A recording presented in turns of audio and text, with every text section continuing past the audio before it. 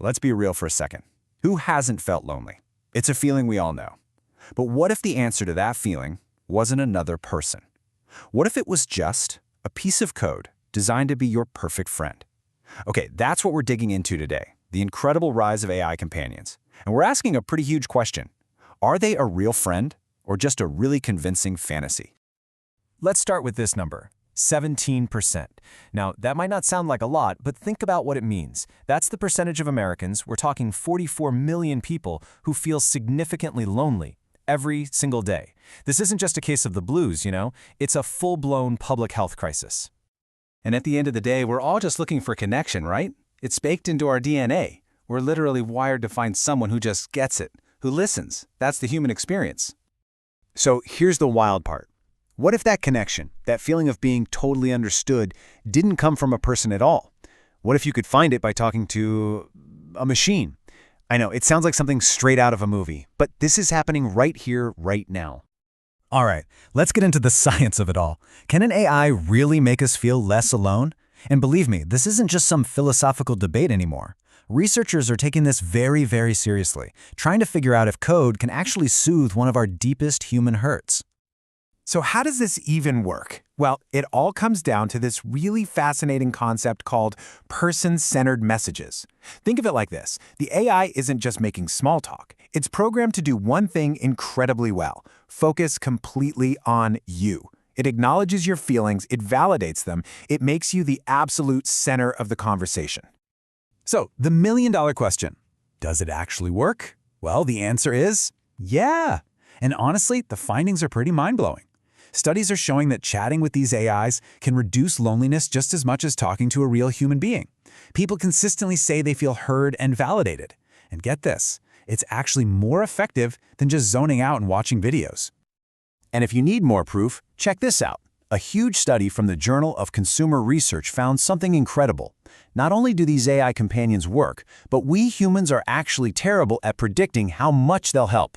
We basically go in thinking, yeah, right. And we come out feeling genuinely better, genuinely less alone.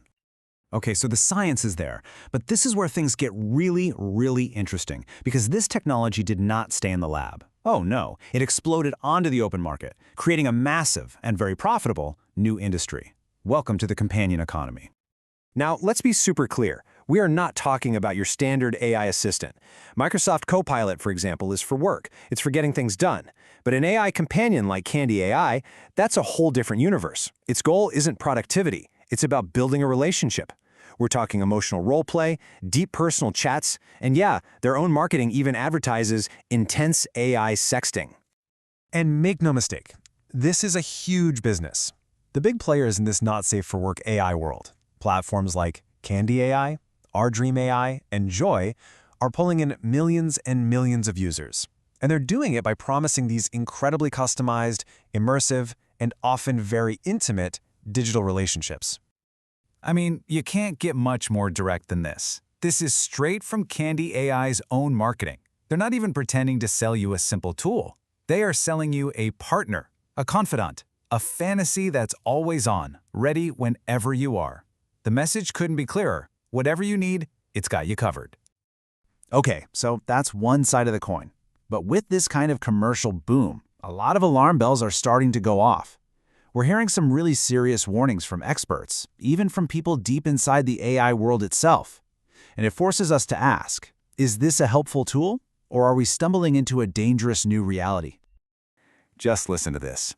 Aravind Srinivas, he's the CEO of Perplexity AI, and he does not pull any punches. He just comes right out and says it's dangerous. His big fear is that real life starts to feel, well, boring in comparison, and people end up spending hours and hours in a simulated world where their mind is, as he puts it, manipulable very easily.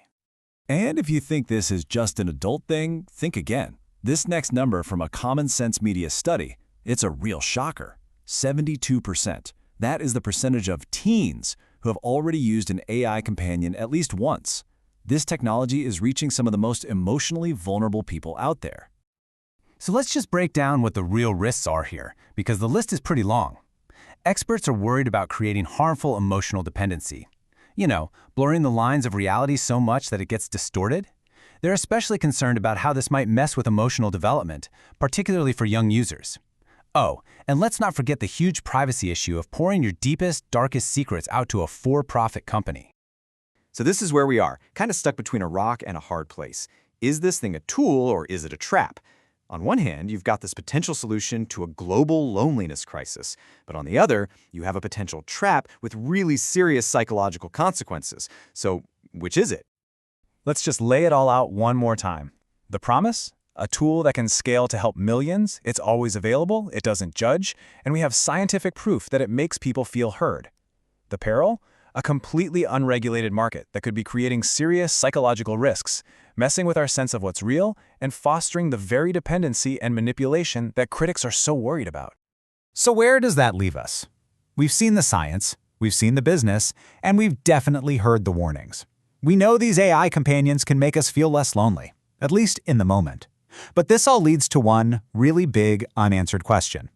As our companions get more and more artificial, what happens to our reality?